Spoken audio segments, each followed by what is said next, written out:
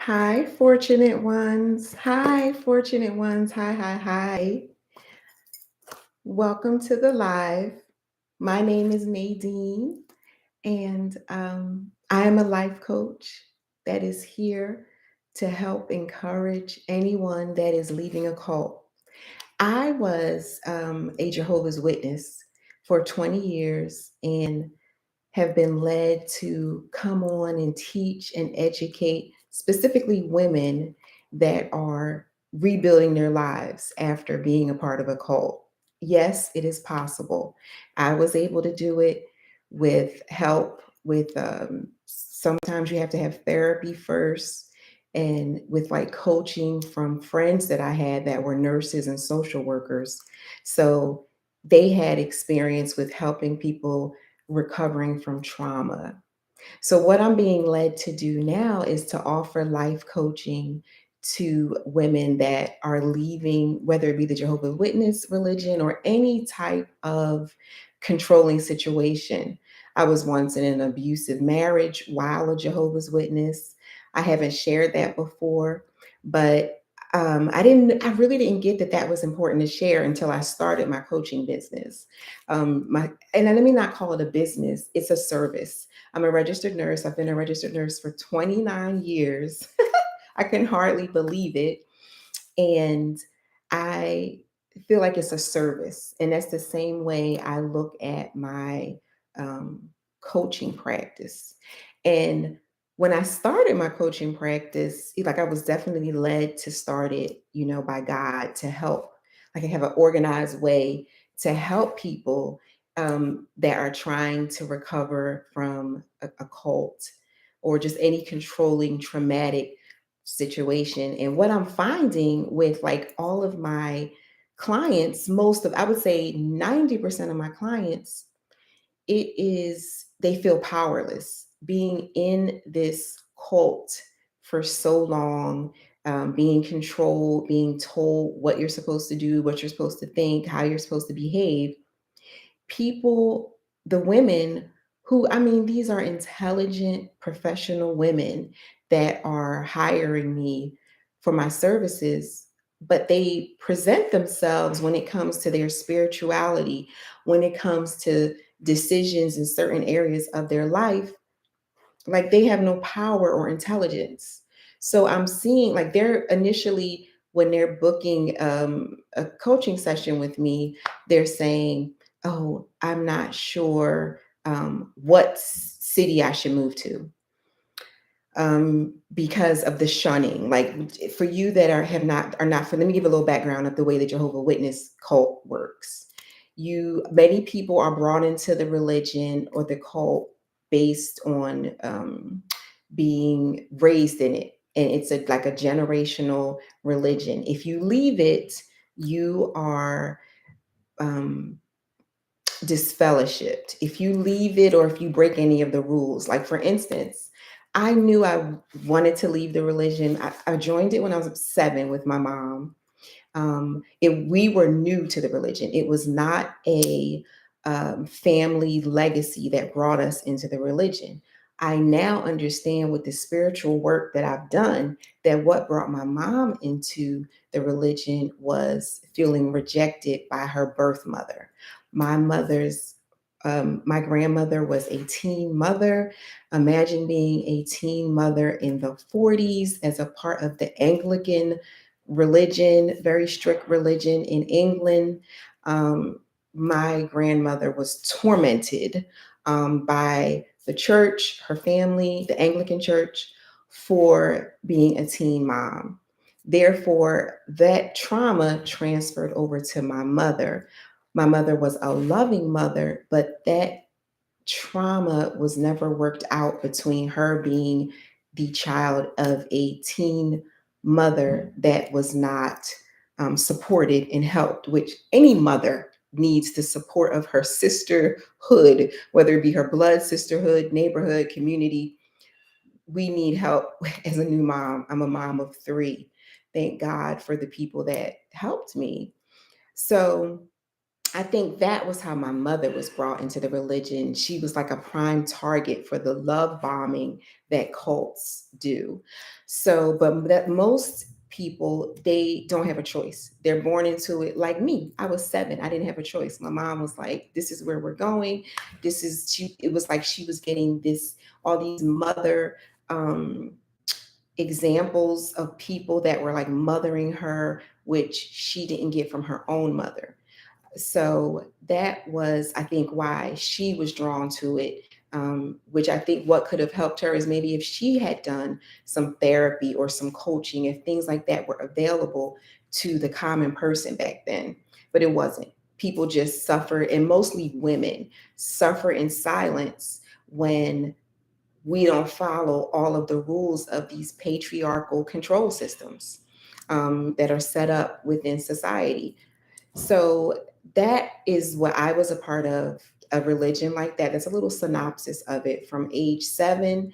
And I would say by the time I was in my teens, I knew I started awakening, right? And knowing that this just doesn't feel right. And it wasn't like knowledge because I had no knowledge. There was no internet that I had access to. And I remember when the internet started becoming popular, we were encouraged at the Kingdom Hall, which is what the church, it's like that's what the church was called, was not to go on the internet. Don't go on there looking up stuff that they're saying about the organization, about Jehovah's Witnesses, because it's just wrong. It's Satan getting in your head, stuff like that. But I didn't have access to a computer or the internet or anything. I had access to the propaganda that was being fed to us at the Kingdom Hall. That was all I had. So I started having this awakening, and this is how you'll know if you're having an awakening. You'll just start feeling really uneasy about what you're seeing. The first things that I was uneasy about was we had family, very little family in the United States. They were most of them were in England. We didn't have anyone left in Jamaica, which is where my mother was born. But we're immigrants to this country. I'm first generation American. And we have some family that has now also moved to the United States. And we're not being around them. We're not like, I see all my African American friends, all my Caucasian friends, everyone has their grandmother, their family, their cousins. Why are we not allowed to be interacting with our family that now lives a 2-hour drive away, an hour and a half the way I drive? But like, why aren't we going and being around them? Well, family in the Jehovah Witness cult, you're not permitted. There are certain holidays that you are permitted to celebrate. And most of the holidays that my family was celebrating when they would get together, Christmas, Easter, those type of things, those traditional family holidays, we weren't allowed to celebrate. So I never got to go and be around my cousins. Very rarely, some weddings we could go to. And then when we were at the wedding, like we had to just be so careful. And when I tell you my family, it's not like they're these horrible drug dealing gangsters. They're family. Like they are what you would want, you would wish for, sweet family like that, right? But the religion, any type of religion that is causing you to be separated from your family, any person that is causing you to be separated from your family, it is not something that's beneficial to you if you're not feeling it. So I realize now my awakening was coming when I was feeling uneasy. I now know that that is our God given intuition. That is the light that is in us that lets us know, is this good or this is this bad? Like we always talk about the instincts that are in animals. Well, we have those instincts as well as many other spiritual instincts.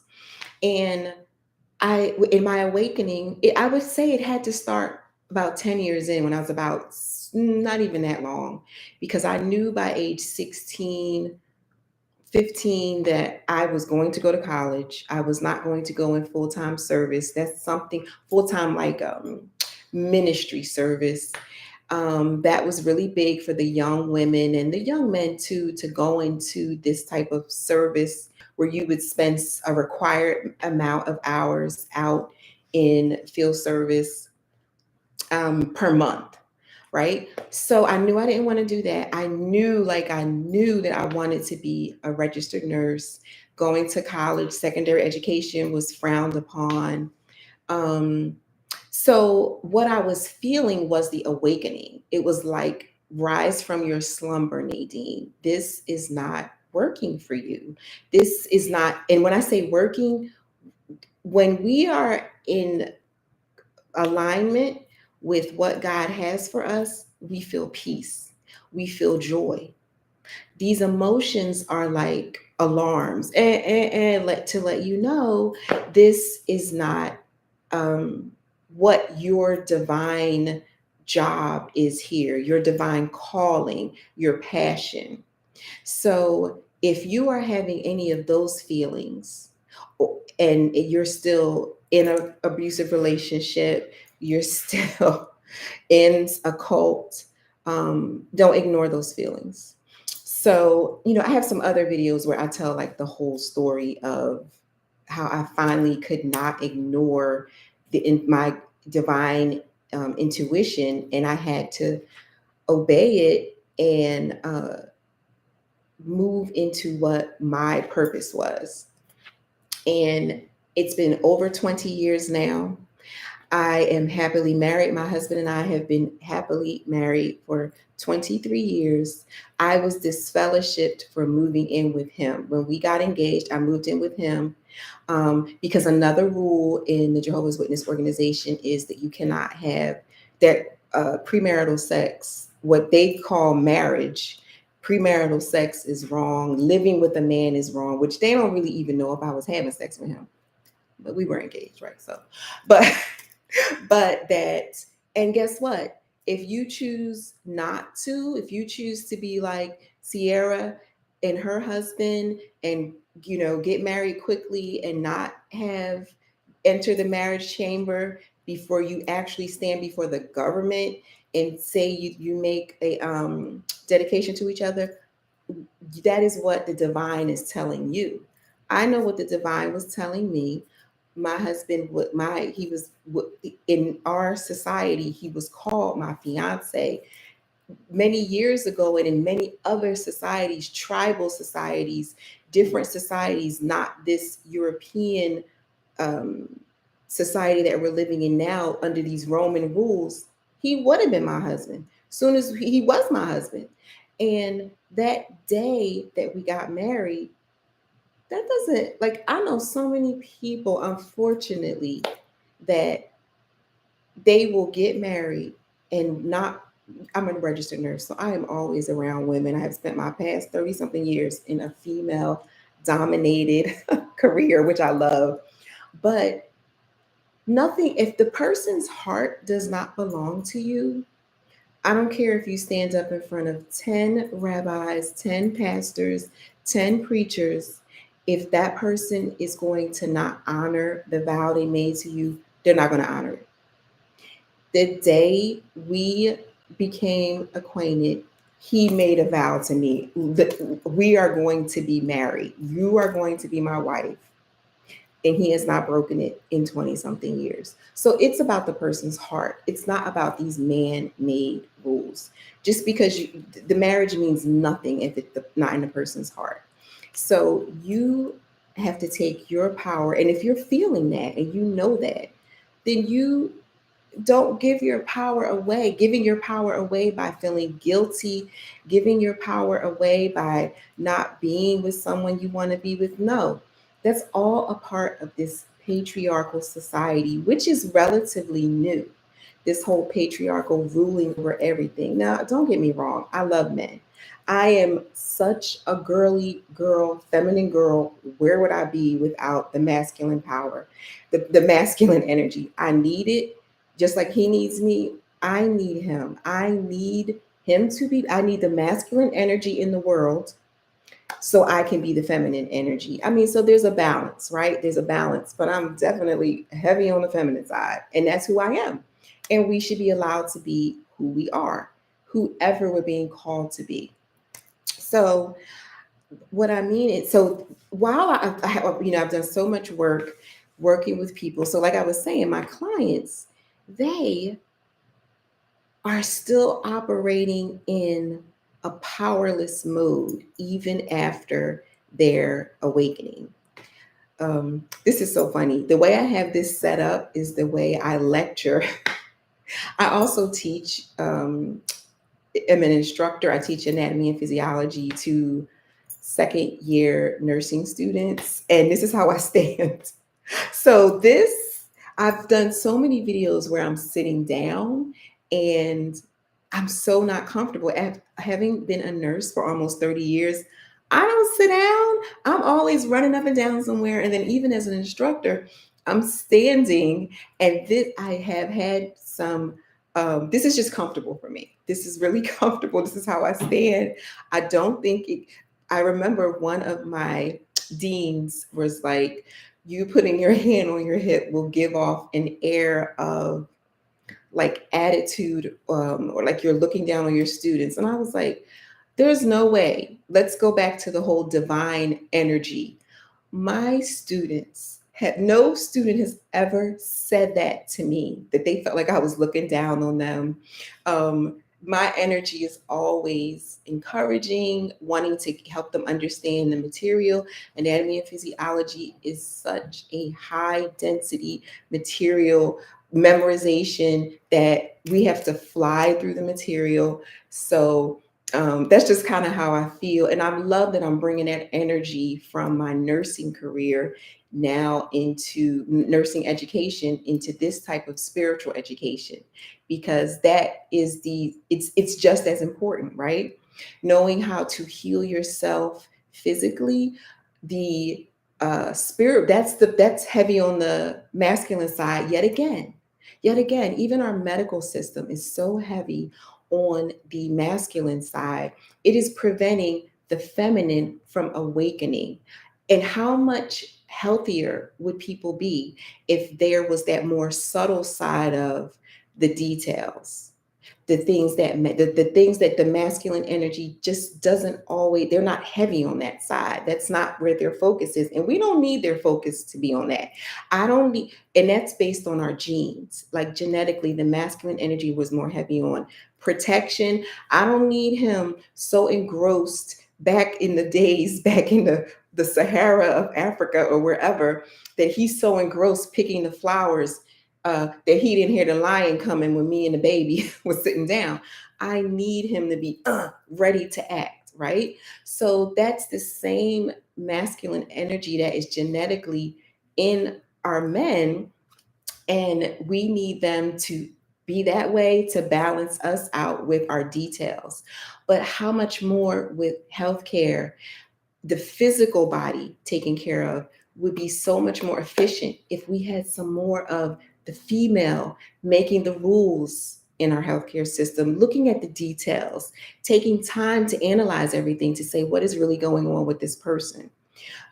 So now I'm able to use this whole energy to help people with the spiritual, because that has been neglected when you've been in a cult, when you've been in religious, controlling patriarchal system, or an abusive relationship of any kind. For my mother, it was her mother not being able to love her, because her own child, because of the trauma that was projected on her by this patriarchal system that's like, oh my gosh, you bad girl, you got pregnant at 16. Yeah, like my grandmother got pregnant all by herself.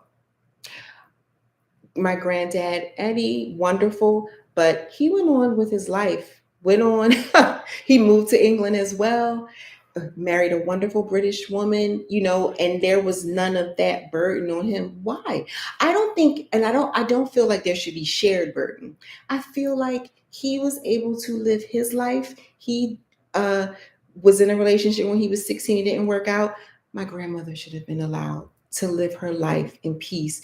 There shouldn't have been any shame put on her.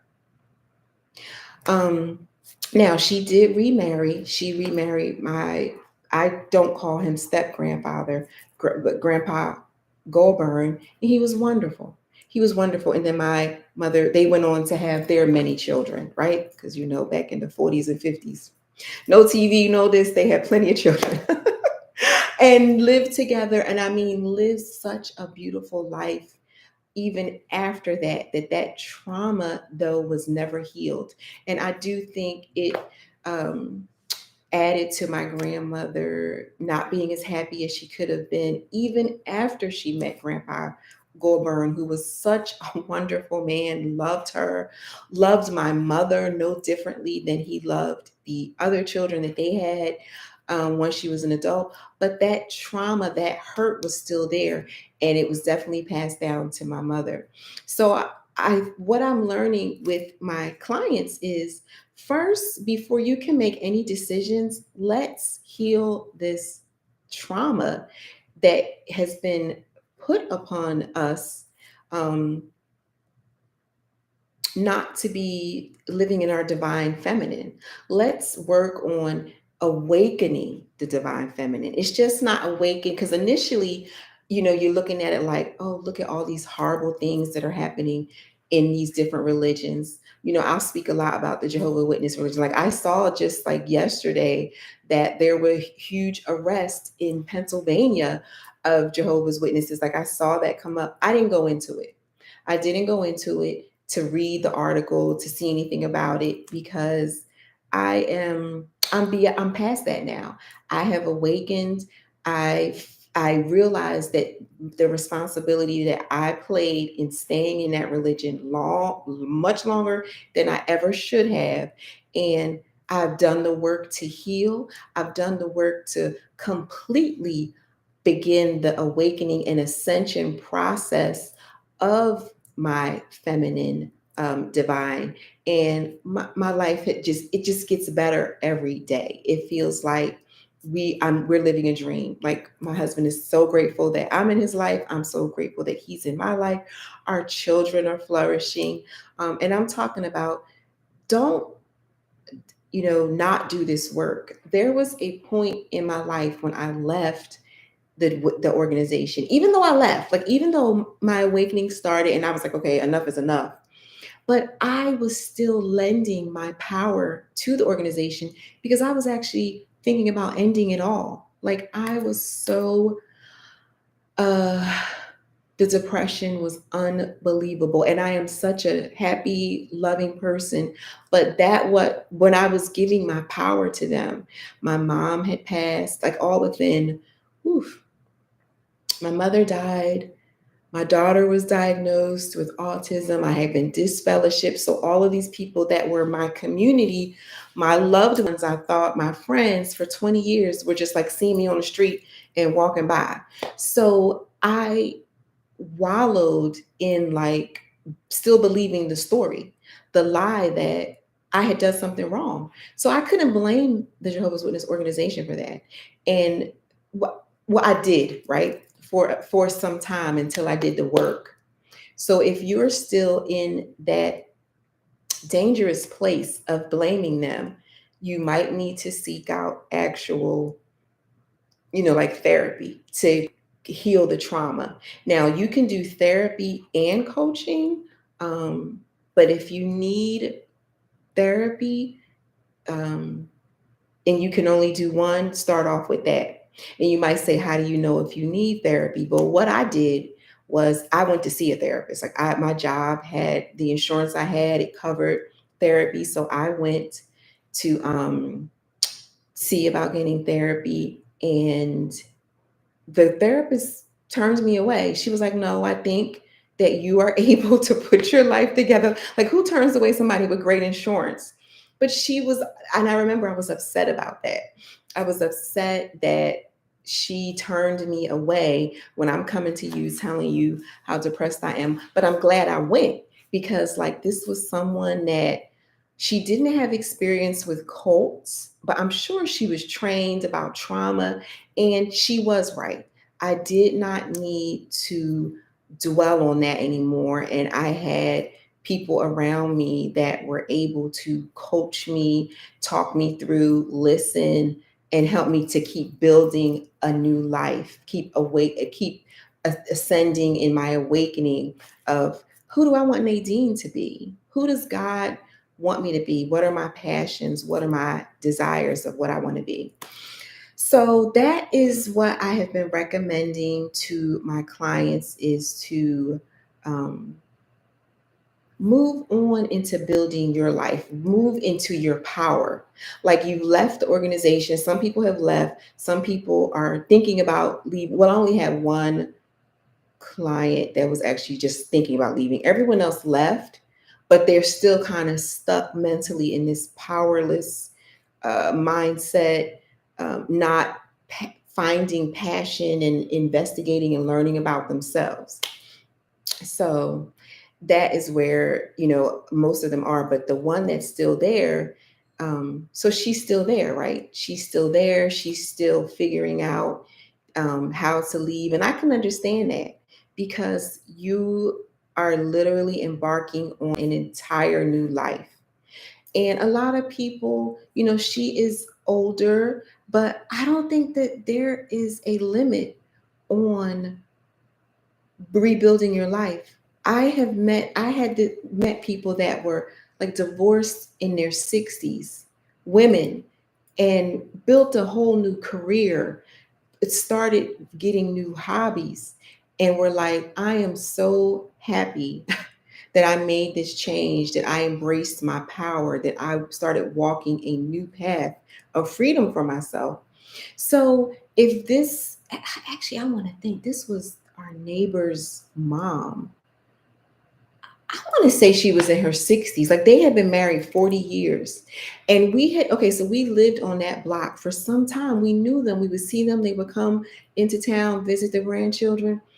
After that woman left the husband of 40 years, she looked so different. Like, her spirit was lifted. She was happy. So I don't think you're embracing your power when you say, "Oh, well, I'm too old. What am I going to do? I've wasted all this time." So that's a punk move. That's how we say that in West Philly. That's a punk move. Either you're going to believe in yourself, and you're going to move on and start building your life for this day while you still have your God breath within you. There's time. You don't know how many people are living years and years, even if you just live 30 days. um the joy you could have. And the reason I say that, the 30 days, I'm not saying that lightly. I worked as a hospice nurse for 5 years, where people literally had 3 days left. You came into my inpatient unit only if the doctors thought you were only going to live 72 hours. Let me tell you, people were so grateful that somebody made it from overseas to kiss their mother one last time before the 72 hours were over. So I don't want to hear, I'm 40, I'm 50, I'm 60. It's too late to make a change. Seize every day. Your breath, your God breath is in you. You deserve to take the power in the moment. Now, like I said, it can be dangerous or daunting for some people that their entire family is in the organization. How do you leave? So you owe it to yourself to come up with a plan for leaving. And that's something that a coach can help you talk through, a therapist can help you talk through if you don't have anyone around you to help. But you owe it to yourself. And you know what? So I feel like leaving the organization has like opened my eyes up to so many other um, control systems. Right? Let me get a sip of water. It's not only the religions.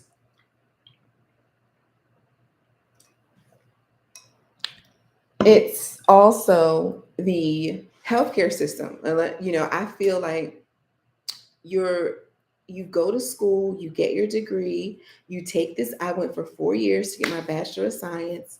Then I had to pass my NCLEX. Every state I moved to, I have to prove that I went to school, to show my transcript, show that I passed the test with the score that this state recognizes, right? Then when I get to the job, they have all these protocols and different things which are required for safety, that masculine, uh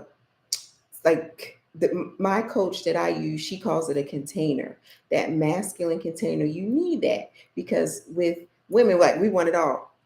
I want all this. I want the hospice room to have floor length TV, to floor to ceiling TVs. I want the hospice patients to have silk sheets. We're gonna go all out for these patients. Like, they're gonna pass? No. The feminine is like, oh no, we're gonna have everything perfect. And then the container, the masculine energy will be like, okay, let's just get like a really high thread count of sheet because we need to do other things with the money. So we need the balance, right? But I feel like it's not balanced in healthcare. It's even to the point where, like, I would feel stifled, and feel like some of the rules did not make sense for what my little patients needed.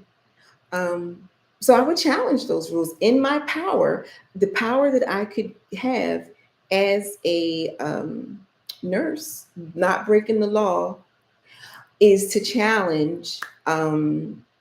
The rule and say, let's send this to legal.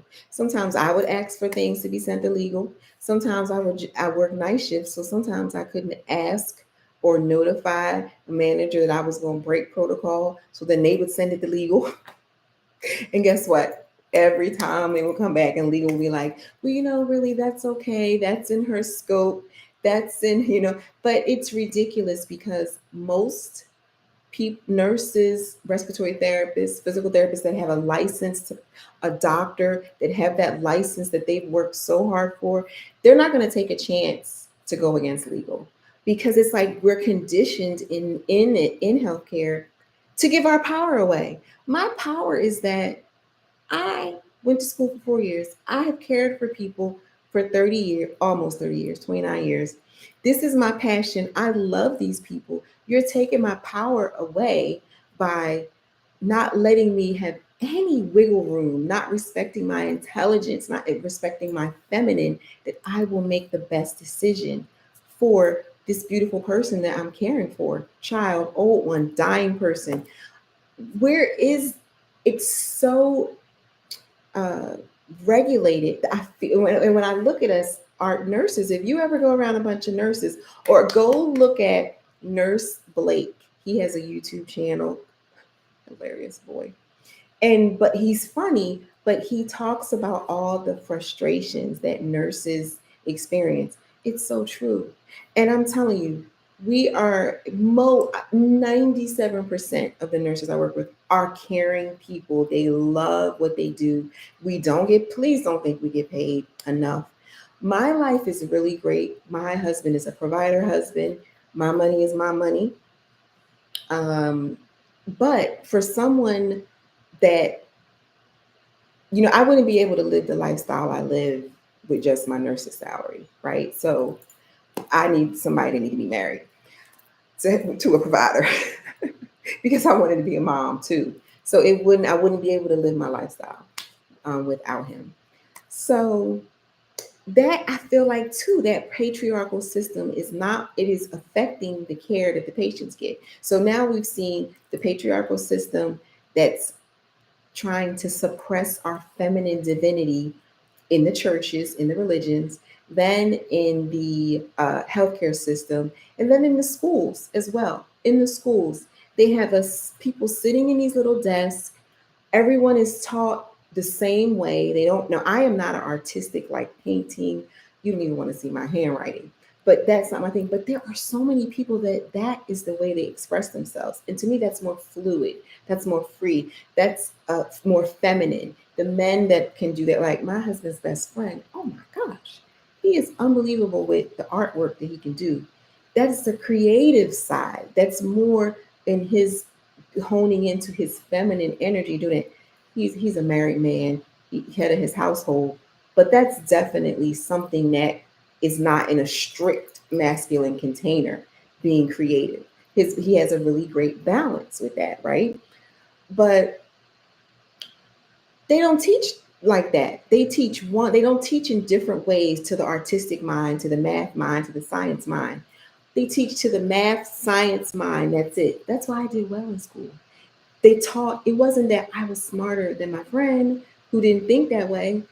the way they taught was regimented in a box, but that's what worked for me. So we're here. The feminine is being squashed out of everything. And like I said earlier, it was not like this. There was more of a respect for the feminine energy.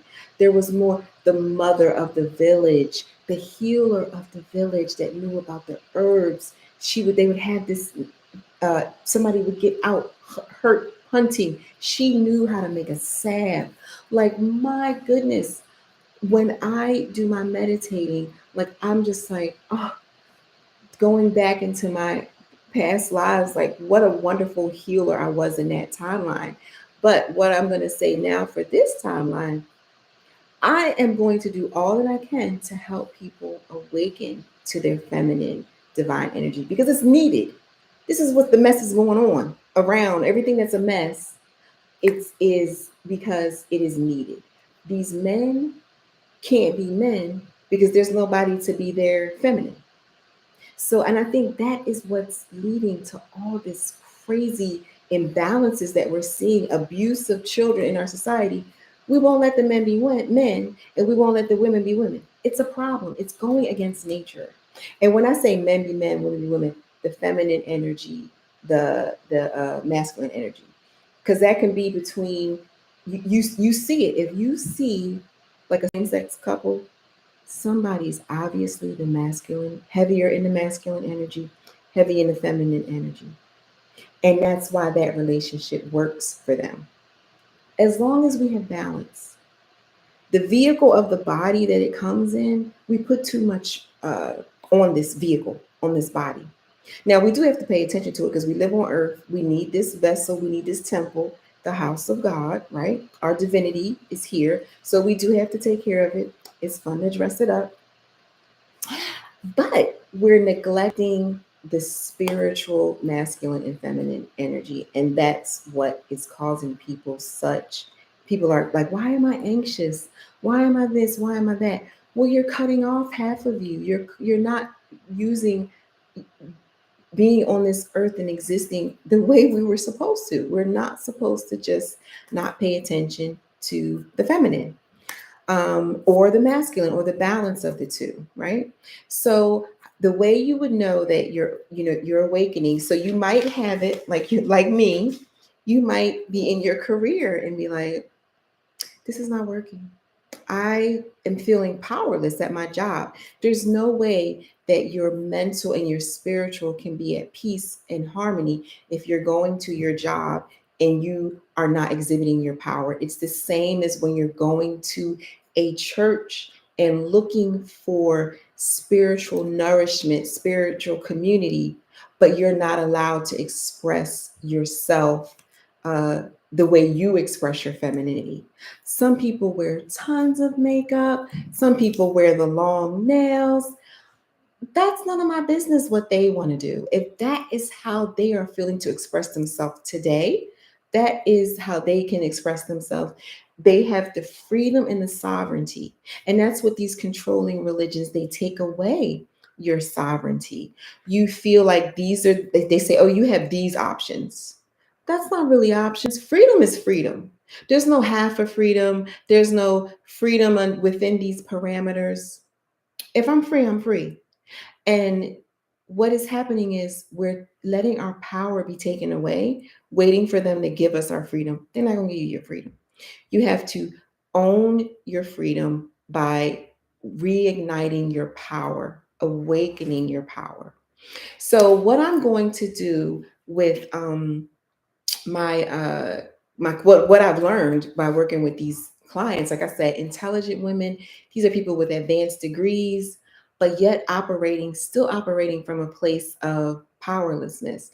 I'm working on a course, and it's going to be about recognizing the feminine power that is in you and allowing it to awaken. What I found in my spiritual work is that it's not just an awakening, like, oh, I was asleep, I was in this cult, I was in this abusive relationship, like, oh, I'm awake now. No, no, no. So it's a constant awakening and ascension, like an ascending. The ascension that I have made the levels going up and up and up in the time that I was, able to start facing the fact that I needed to do some spiritual growth. It wasn't just enough to leave the cult. No, that's not enough. I had to actually get to know, what is it that God means for us? What does God, why? Why does God want us here? How do we find our purpose? Not just going through like, okay, I'm free from the cult now. What do I do? And you're kind of just still stagnant. Because you know what will happen? You'll just get into another controlling relationship if you don't do the work. So this husband I'm married to now, my bronze goddess, I didn't even give him that name. Somebody on his job gave him that name. And I was like, that's a good name. I like that name. But she can't call you that.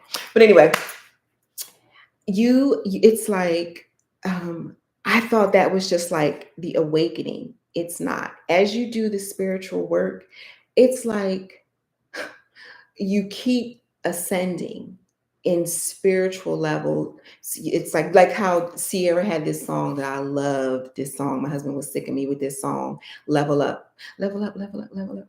I would have that song wake me up as my alarm tone. And he could not stand it because it never woke me up. It would wake him up. He would have to turn it off.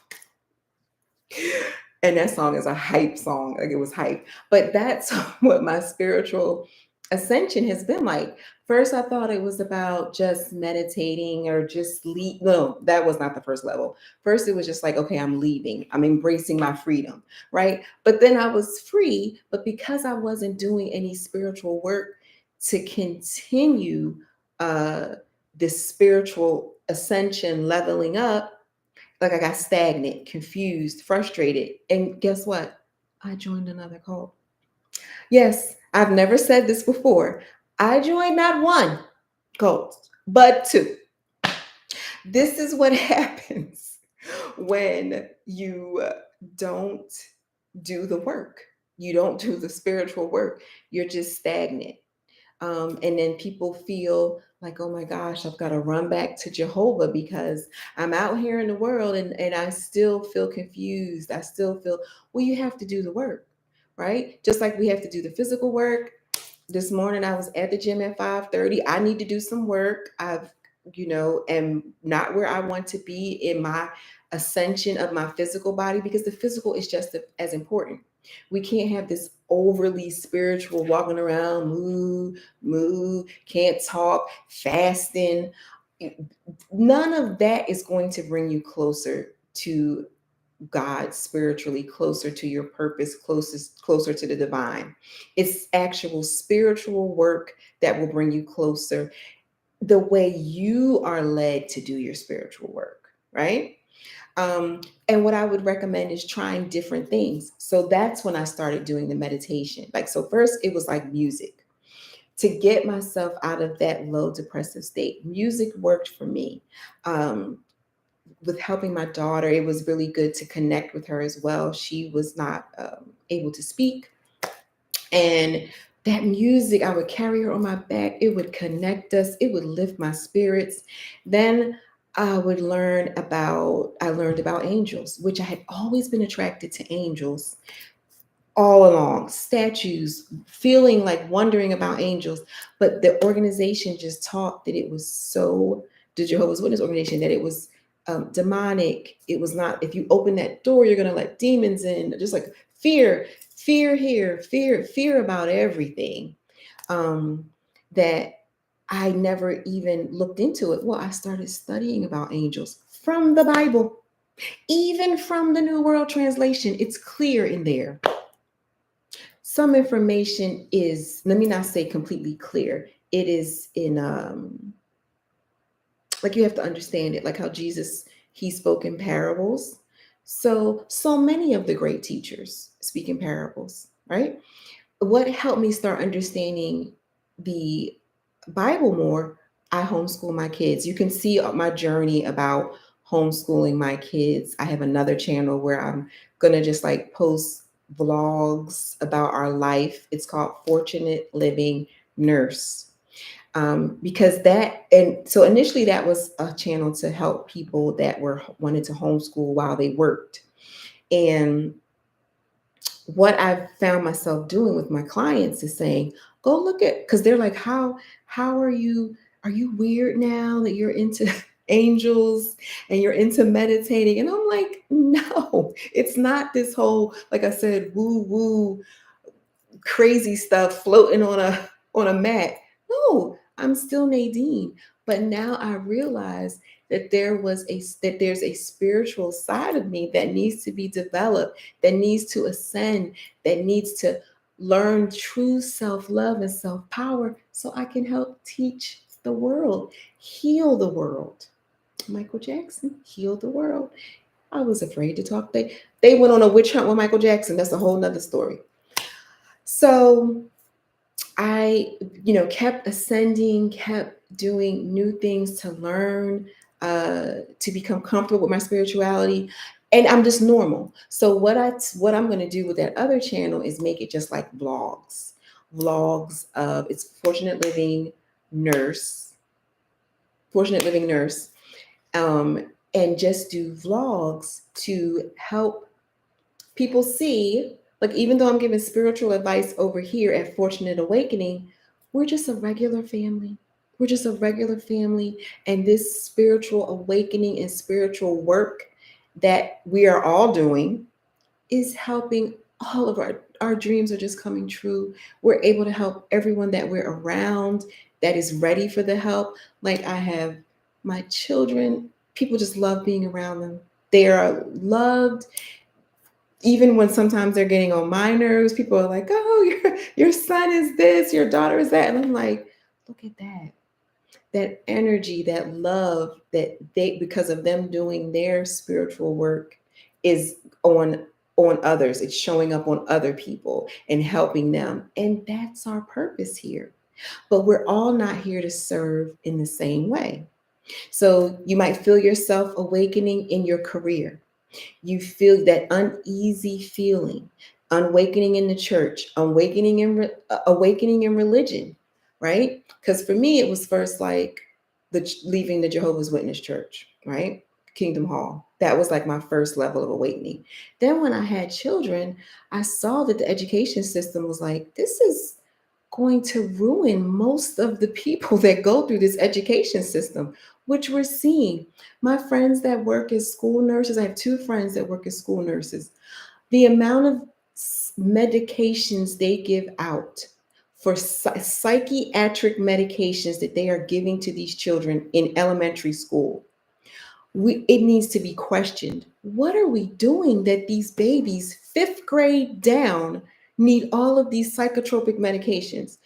When we were growing up, the school nurse was, if you fell out on the playground, a couple people had diabetes, right? So like infant, what is that? Juvenile diabetes.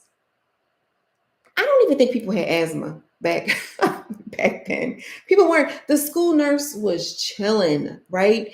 You fell down on the playground, she gave you an ice pack.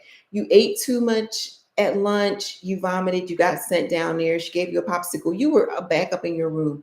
My friends that are school nurses, they are running full on psych units. And we're like I said, this is elementary, fifth grade down. So something's wrong. And I was like, okay, something's wrong with the education system. I'm not exactly sure, but I'm not sending my babies there. Well, I did send them there. That's not true. My daughter went, she was attacked. She was attacked. She came home with bite marks on her. And those poor teachers were overwhelmed. They didn't even know what happened. They don't know what happened. So I woke up with that. Then as time progresses, I'm now waking up with the healthcare system. I'm waking up with even physical health. Like, it is such a travesty for any healthcare professional to tell someone, and I'm telling you this as a nurse, I'm telling you this as someone that has cared for sick people for 29 years.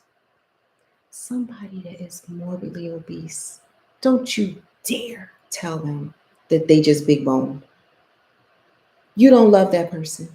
You don't care for that person's quality of life, longevity, because the research is out there. If you are morbidly obese, I need you to wake up to do not listen to them telling you that it's okay. Something's wrong with that. It's something why you are eating so much that you have become that morbidly obese. And I'm not trying to call, I'm calling myself out too. It's 20 pounds that don't belong over here. It's 20 pounds that is not welcome. I don't know who told it to come over here, but it has to go, right? It has to go. And I know what happened. I got out of balance. I was so into uh, working on my spirituality. Like it was so freeing to just be like learning about angels, seeing so many things manifest. Like within 6 months, we manifested this. I say we because my husband is a part, we're one. And we're separate, but we're one too. And we, he's like, we're not getting a pool. We're never getting, he used to be a lifeguard. And he just, as a teenager, and he would remember just the accidents that would happen, people not watching the children properly. And he would always say, we're never getting a pool. We're never getting a pool. And I was like, my kids can swim. It's Texas. We get in the pool. And it was like, oh, it's out of our price range, which he could afford it, but he is so holding the container for us to be retired by a certain time, for us to have any money we need for any emergency, for us to have money to enjoy ourselves, to go on our vacations, that he was just like, nope, I'm not putting that out. Well, manifestation, it was manifested in 6 months. We're here in our beautiful house with our pool. Like, and I didn't have to do anything extra, but believe it, walk in that divine feminine energy, helping my children manifest their educational goals. My son, he had one of the highest SAT scores in this region. So this region is like Louisiana, Texas, Oklahoma. I think there's one more state in our region, right? But there was this one school he wanted to go to, one school. And it's like, is he going to get in? They only take so many people for each major. It's not that the kids are not smart. You just ain't getting in. He got into so many schools, I think he had over $500,000 in scholarships, got into his dream school. Everything is going well for him there. Everything that he has aspired, we don't have any fear around it. We see how it feels. We don't buy into, oh, y'all better not do that. The whole fear about education, the whole fear about poverty. Mm-mm. And everything is working out because we're seeing it work out. We're believing it works out. We're only putting love. We're helping other people have their dreams come true. So our dreams come true, right? Another big one with the brainwashing of different cults is you got to be poor. Okay, I'm gonna get a sip of water on that one. The whole poverty lie.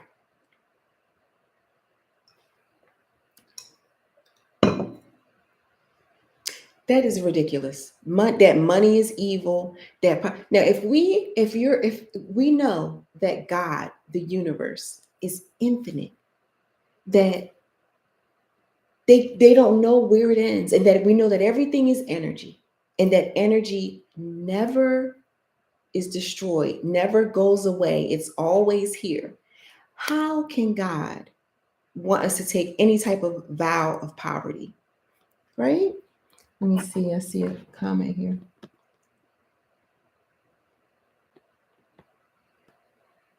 Oh, thank you, sir.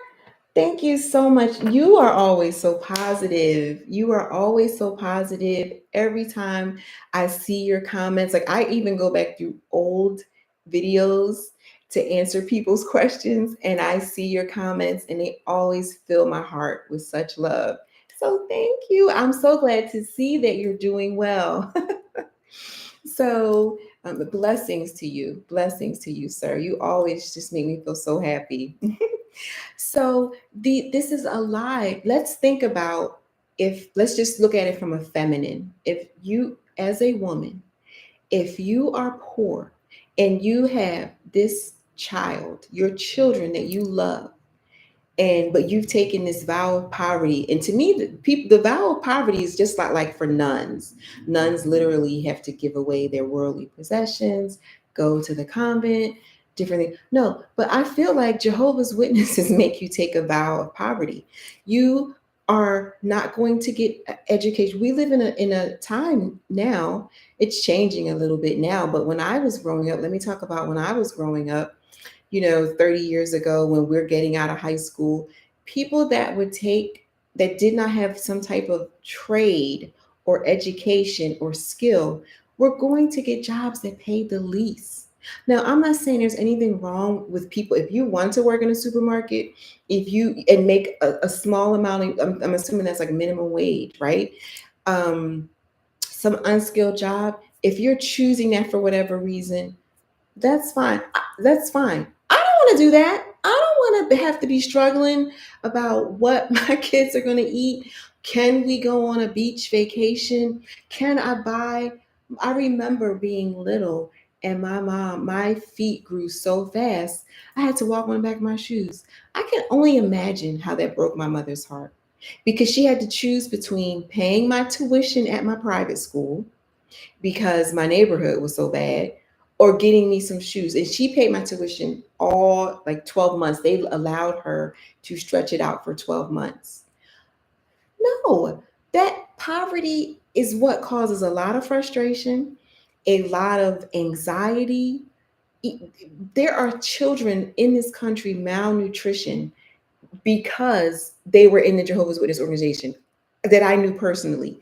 This one woman had 4 children, full time pioneer on public assistance. Now, public assistance is there to assist people in an emergency. I run into many patients that I'm like, get a social worker in here. This lady needs some assistance until she can get on her feet. But when you stay on that type of assistance, when you stay in a job that is not passionate for you, when you stay on a job where they don't have to pay you your worth because you didn't go to college, because you weren't, and your religion was against you going to college, you're giving your power away. You can't feel at peace there. I know some CNAs that I have worked with, they did not want to be nurses. So when they are working as CNAs, oh my gosh, we are like having a party when they're my CNA. They love what they're doing. I love what I'm doing. And we are having a great time. They're not worrying about how much I make. I'm not worrying about how much they make, because that is truly what they want to do. It's not an excuse of the disgruntled CNA that wants to be a nurse, but isn't walking in his or her power to go to nursing school. So therefore, there's frustration. I could say to her, and let me say, not I could say, this literally happened. There was a CNA that obviously was not living in her divine purpose. I said to her, I came out the room, can you go get, and the patient needed another pillow. Like, we were big on keeping our patients in the hospice just so comfortable. So like he already had like 5 pillows. And I'm like, I went and got the pillow, got the pillowcase on my way back from his room to come to the desk. But then I had to do my charting. Um, and I said, I had it there. Leaned it up against the desk. And I said, when you go back down, no, can you take this pillow down to whatever room it was? And I told her what the wife wanted the pillow for. This is what she heard. This is what she tells my nurse manager the next morning. Nadine came out of the supply room. She threw the pillow on the ground and yelled at me and yelled at me to take it down to the patient. And I don't appreciate the nurses talking to us like that. We need to be respected. The nurses shouldn't talk to us like that. Thank God my manager knew how to be a leader. She didn't jump to conclusions. She didn't get in her feelings all emotional. She had a proper balance, which you do as a leader, have a proper balance of your feminine and your masculine. She called in the other people. This is all, but I did not know, unbeknownst to me, I didn't know anything about it until later. She called in the other CNA that was working and the other nurse and said, like one at a time, and said, what happened? And they told the story. So she never even came to me about it. They came back to me like, oh, did Ann call you? Did you talk to Ann? I'm like, no. And they were like, oh, so and so went and told her how mean you were. Do you see how that CNA, because she was not living in her power, actually pursuing her dream, that she was miserable and she was making everyone around her miserable? So, this is what causes psychotic behavior, depression, anxiety, murder. This is all this stuff because she's coming to work every day as the victim. As the victim. I would have said the same thing to one of my other wonderful CNAs who loved their job, who loved their lifestyle that their job provided for them. Said it the same way, and they would have heard it completely different. This is what I'm saying when I say we give our power away. Only your divine feminine intuition that is awakening is what should control your life, not because the Kingdom Hall said, no, you don't need to go to college. Jehovah's going to provide. The end is coming anyway. Like, no. And then, but you're worried looking at your children hungry, old clothes, um, no opportunities, because most of the opportunities require you to go on to some, like I said, a trade school or a university. And I'm using those examples because that was a desire of my heart.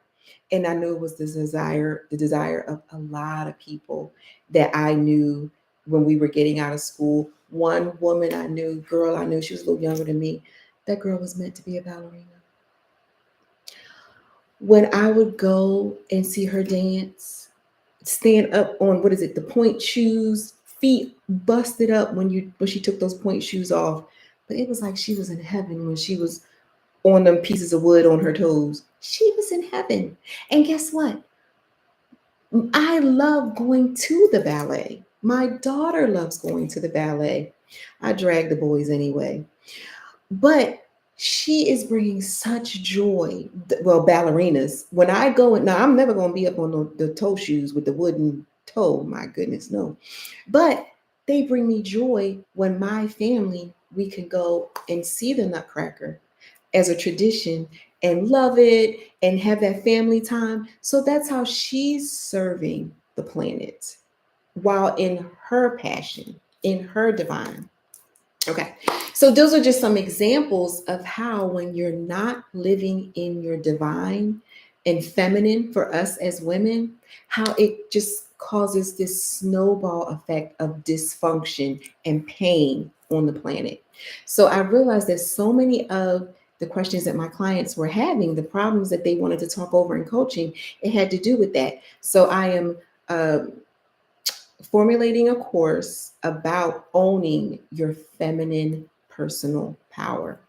It's going to be life changing. I'm putting together all of these steps that I went through and that I'm still going through because I don't want to stop here. I was stagnant for too long. When I didn't do the work I needed to do, like I said, I wound up in another cult. I wound up in an abusive relationship.